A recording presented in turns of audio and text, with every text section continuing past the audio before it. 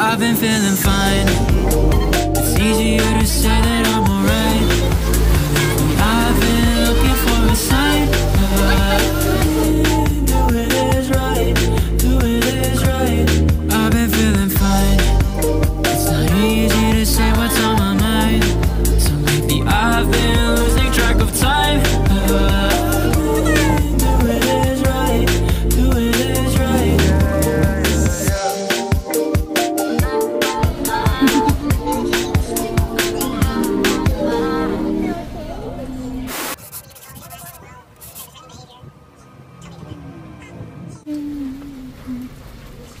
Magandang umaga. Alas 7 ng umaga, oras na para ihatid si Sam sa school. Dahil nga malakas yung ulan, binuhat na siya ng tita Pearl niya para hindi mabasa yung sapatos niya. Wala kasing available na tricycle dun sa tapat namin, kaya dito kami sasakay ng tricycle.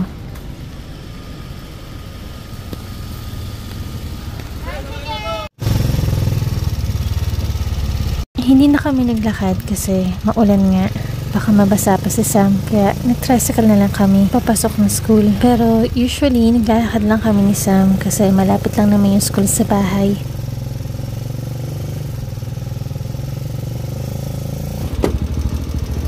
Go! Oh. Go! Daw aircon nila. Ayusin niya mamaya. Wala po yan. Kasi lula na siya.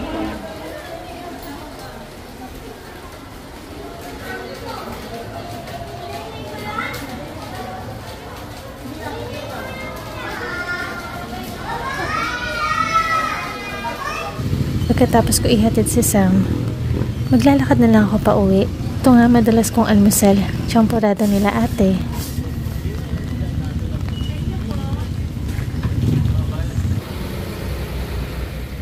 Minsan kasi nauubusan ako ng champorado, kaya malunggay pandesal na lang yung binibili ko o kaya naman kakanin.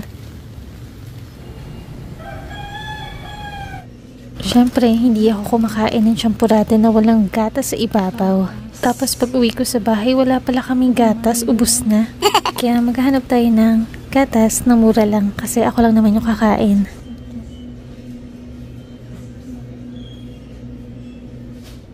Ito sana bibilihin ko evaporado, kaya lang meron palang ganitong maliit lang, kaya ito na lang binili ko. Nauna na kasi pumasok yung pamangkin ko sa school, kaya wala na akong kahati ng champorado. Si Sam naman madalas ang almusal niya sa umaga bago pumasok is toasted bread. Siyempre, huwag kalimutan yung gatas. Ang sarap talaga nito. Paborito ko na to nung bata pa ako. Gumagawa din ako nito sa Korea, kaya lang hindi naman ganito yung lasa.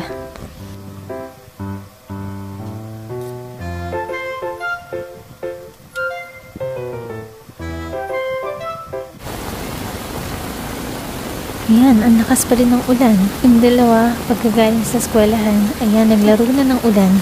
Hello! Go there! Ayan nga palang nakatayo na nakatalikod. Pinsan ko nga pala yan. Ayan pala si Ate Tran. Tingnan niyo naman yung mga bata. Kahit sobrang dumi ng tubig, naglalaro talaga sila dun. Ito namang dalawa, inggit na inggit. Hindi kasi namin pinapayagang pumunta dun sa baha.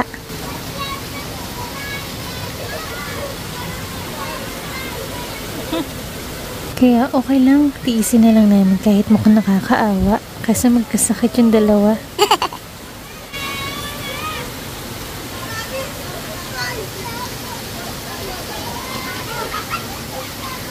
Ayan si Ate Tran, kasama niya yung mga anak niya. Naliligo din sila sa ulan.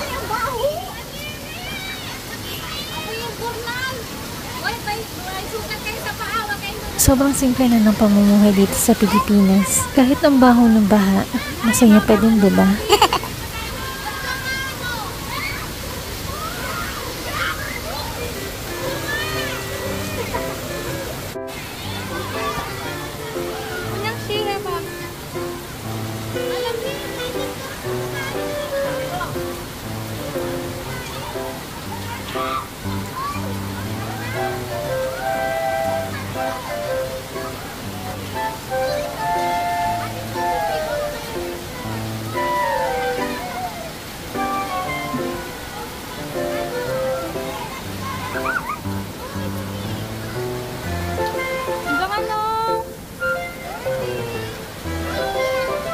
Oops, bawal kayo dyan.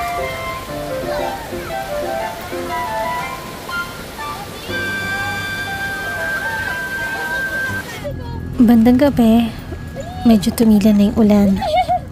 Pagkatapos pakainin yung mga bata and mag-dinner kasama yung family, diretso kami dito sa may BGC para makapag-jogging kasama yung mga kapatid ko. Sinama nga din niya pala si Michiko, which is yung daddy cat namin, para makapaggala din kahit papano.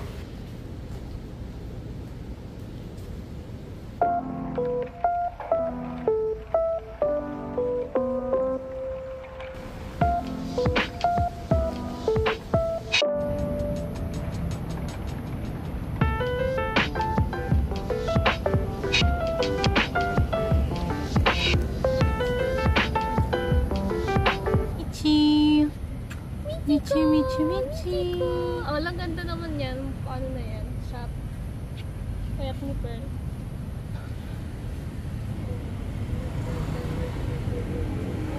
Yan, bili ka tubig. Ano sa atin? Michi! Sakot ako eh. Michiko! Nasusuka na ako. Sarap eh. Stinky ka na. Magiging stinky sa lahat. Rawin tayo.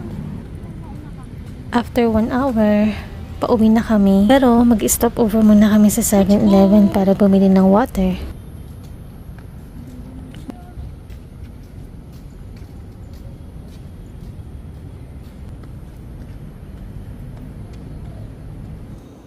Walang available na upuan sa loob kaya lilipat na lang kami.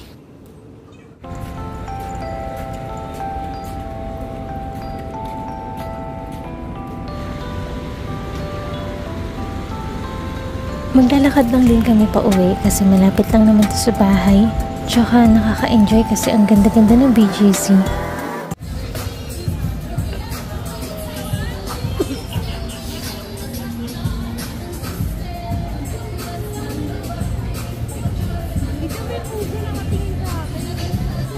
Isume mo mukha niya.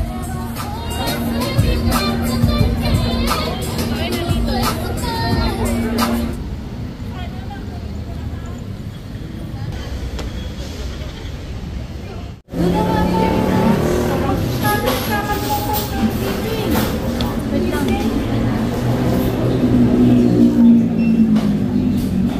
Umalis na siya. Masyado ka naman takot, be. Pero to, di.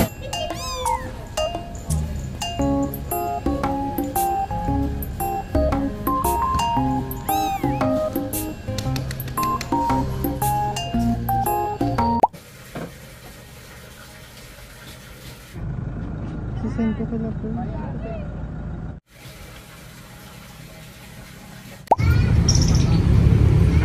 Good morning! It's another day in the Philippines. Namiss ko tong atis, kaya nung nakakita ko sa palengke, nagpabili agad ako sa kapatid ko. Siyempre, mamaya na yung atis. Uunahin ko muna tong kakanin. Paborito ko din to, kaya lang hindi masarap yung nabibili dito banda sa amin. And ayan, kapatid ko nagre-ready na para sa lunch namin mamaya. Ito yung iba namin na pamalengke. Bumili kami ng lemon kasi may ubo yung dalawa. Dahil yata sa kakaligo nila sa ulan. Siyempre hindi mawawala yung bawang, sibuyas, at saka kalamansi.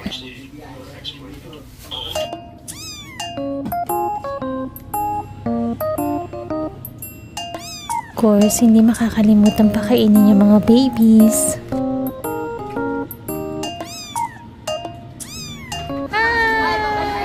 What is that? Kada. Ayan, after mga ilang oras, sinundo na namin ng kapatid ko si Sam. Kahapon, ulan ng ulan, ngayon naman ang init-init. Kung may tira-tira pa pa doon.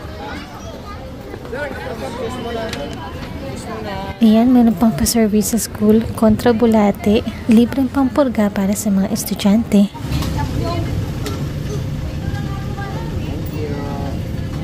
Kada. Napaka-spoiled naman sa tita. Nagpabili pa ng ice cream. Bandang hapon, bumalik kami dito malapit sa school kasi magpapapicture kami ng passport size dito kay kuya. Diyan niya lang kami pinicturean sa garahe niya. What? Mura kasi dito kay kuya kumpara sa iba. Tapos, syempre, i-edit na lang niya. And then, ayan, maglalakad na lang din ulit kami pa uwi. Tapos, babalikan na lang namin ng alas 5 yung pictures. Yan, no? Ate Princess, na ano ka, kinakamusta ka? Sige lang. Hello, princess! Si Sam. Hello, bebe!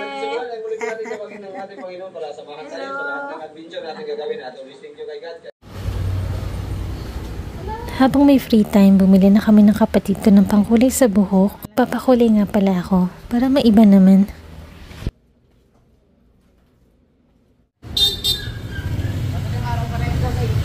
Nakatulog kami ni Sam. Medyo late na kami nakabalik dito sa tindahan ni Kuya.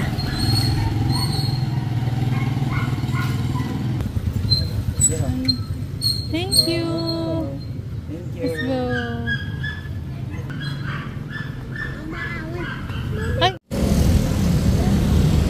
Si Batang makulit, nakaputol pa ng Jollibee. Iisa lang naman yung order ni Sam dito sa Jollibee. Jolly Spaghetti, Yum Burger, French fries, and Coke float. Okay, eat na, eat.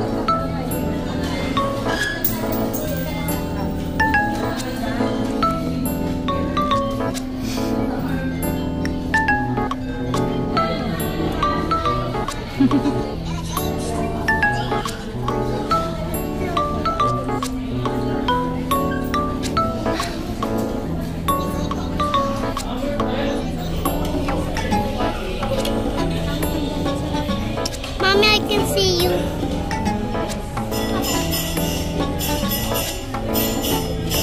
Mama, look in the camera.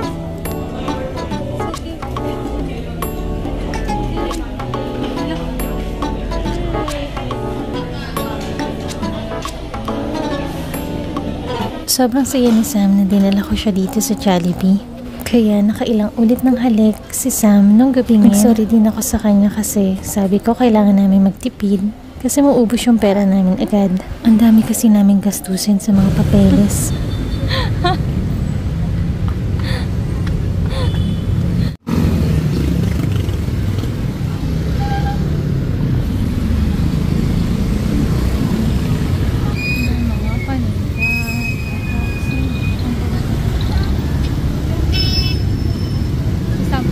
Mommy, you said a cockroach. Sorry.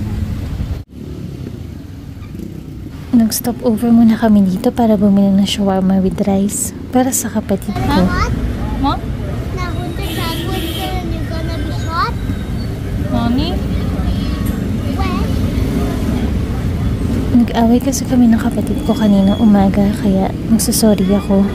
Sakto naman mahilig siya dito sa mga shawarma with rice. Kaya eto na yung pangsungol ko. Sana mamaya bati na kami. Like and subscribe.